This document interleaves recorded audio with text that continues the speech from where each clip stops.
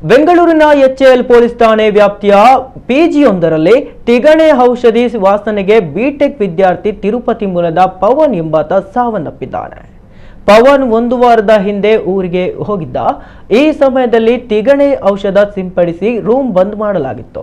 ಈ ಬಗ್ಗೆ ಮಾಹಿತಿ ಇಲ್ಲದೆ ಪವನ್ ರೂಮ್ಗೆ ಪ್ರವೇಶಿಸಿ ಮಲಗಿದ್ದ.